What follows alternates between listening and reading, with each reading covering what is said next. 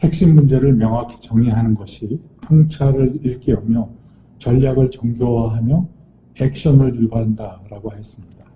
역동적인 경쟁, 시장의 격동, 기술 혁신, 지정학적인 격변 등의 환경에서는 상황의 에센스를 재정의 또는 정립함으로써 경영의 선입관, 과거에 굳어진 이 인식들을 계속 도전해 나가야 한다는 것입니다.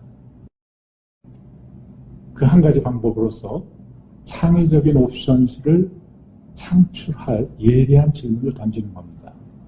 첫 번째 질문은 어떤 비즈니스에 우리가 진입하지 말아야 할까 하는 것이고, 두 번째 질문은 우리가 알아야 할 걸 알고 있을 때 과연 이 비즈니스에 지금 진입할 것인가 하는 것입니다. 드러커는 이 두 질문을 통해서 이슈의 전략적 에센스를 파악해낸다고 했습니다.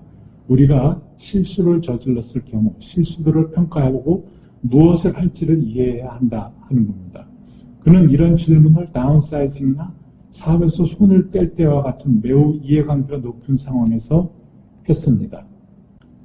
못지않게 중요한 것은 현재 및 미래 현실들을 이해하고 있는 기업의 경험 있는 관리자들이 대안들을 평가하는 데 협력하도록 한다는 것입니다.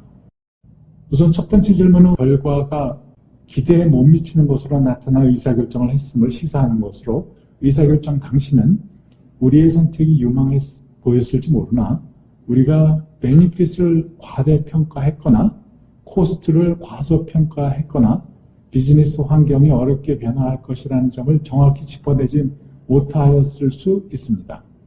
드러커의 질문은 성장 위주의 문화에서 흔히 보는 잘못된 의사결정들에 대한 점검에 대하여 있을 수 있는 저함을 현명하게 우회하고 있는 것입니다. 두 번째 질문은 우리가 우리 비즈니스를 속속들이 잘 알고 있음을 시사하고 있는 것입니다. 드러커의 메시지는 우리가 수년 동안 고전을 거듭하고 있는데 우리가 알고 있는 것을 활용해 봅시다 하는 것입니다.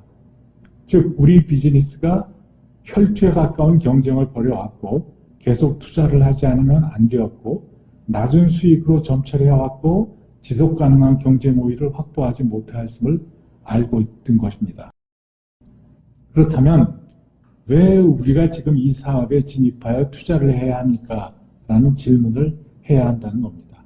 드러커의 계몽적인 또는 깨우침을 주는 질문은 경영자들에게 미래 수익들에 대한 낙관적 환상을 멈추고 호락호락하지 않은 현실을 직시하도록 하고 사업을 그만두는 데 걸림돌이 되고 있는 것들을 처리하고 비즈니스에서 손을 떼도록 사인을 보내는 것입니다.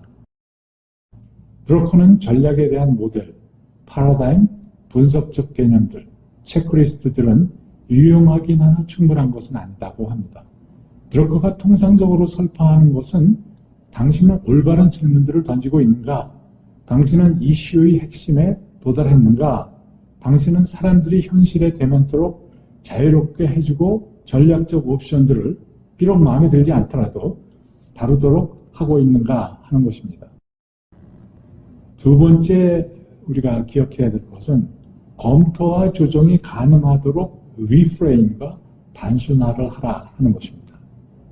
드러커는 경영자의 이해, 통찰 및 전략적 사고의 명확화를 증진하기 위해서 이슈의 에센스를 간단히 설명하고 재구성하는 방법의 달인처럼 활용합니다. 아인슈타인이 얘기했듯이 바보들은 일들을 복잡하게 하고 천재들은 이것들을 단순하게 한다고 합니다. 드러커는 천재의 터치는 아닐지 몰라도 이 방법을 활용할 탤런트를 갖고 있습니다. 예컨대 드러커의 지식작업이란 용어는 경영자, 학자, 연구자들의 관심을 끈 단순한 용어였습니다. 이는 경영자가 경쟁 우위를 추구하는 데 있어서 지식과 인적 자원의 역할에 대한 전략적 사고에 혁명을 일으켰습니다. 미국의 제조업 중심 경제에서 블루칼라 작업은 공장의 생산성을 가름하는 요소로 간주되었으나 화이트칼라 작업은 비용으로 여겨졌습니다. 따라서 블루칼라 작업이 제품에 내재된 실질적이고 측정 가능한 기여로 여겨졌던 것입니다.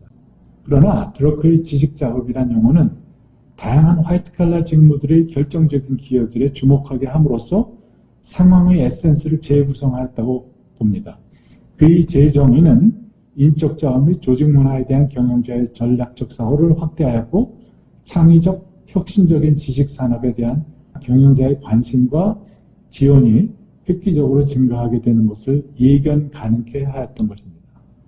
드러커의 재정의 또는 구성에 힘입어서 경영자들은 지식이 무엇이며 그것이 조직의 경쟁 우위에 어떤 기여를 하는지에 대해 이해가 증대되었고 경영의 성공이 지식 작업을 기교 있게 리드하고 통합 합성해 나가는 것에 달려있게 되었고 이런 일은 아이디어들과 데이터를 선별 분석 조직하기 위한 개념들을 만들어내고 활용해서 유용한 제품과 서비스를 만들어내는 의사결정에 이르게 하는 일련의 활동을 포함한다 하는 것입니다.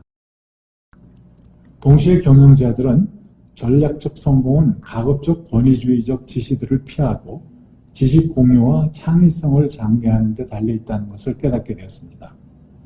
드러크의 단순한 개념, 지식 작업은 경영자의 전략적 사고를 재조명하게 되었고 기업의 현재 및 미래 경쟁 우위에 대한 지식 작업자의 창의적인 기여에 대한 인식을 증진시키게 되었습니다. 실로 지식 작업을 간과한 전략적 사고는 조직의 미래 성공에 중대한 걸림돌이 될 수 있게 되는 것입니다. 세 번째 기법으로는 대체 가능한 가정들을 고려하고 시사점들을 점검하라 하는 것입니다.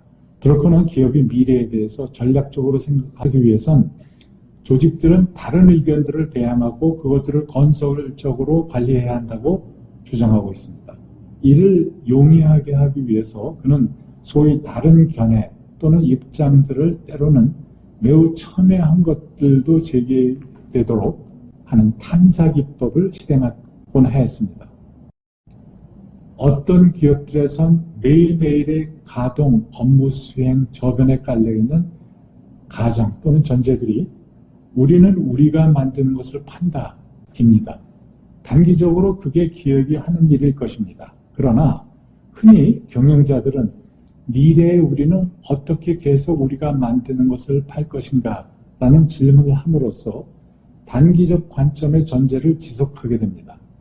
이게 유용한 질문이긴 하나 이런 질문은 경영자로 하여금 시장에 대한 내부 관점, 즉 고객은 우리가 만드는 것을 사기 위해 존재한다 라는 관리자의 관점에 갇히게 하는 위험에 처하게 만듭니다. 드러커의 보다 전략적인 사고는 리더들로 하여금 가정 전제들을 점검하고 질문을 던지도록 하는 것입니다. 예컨대 드러커는 단순하지만 급격히 다른 전제, 즉 고객이 비즈니스를 정의한다 같은 것을 제안합니다.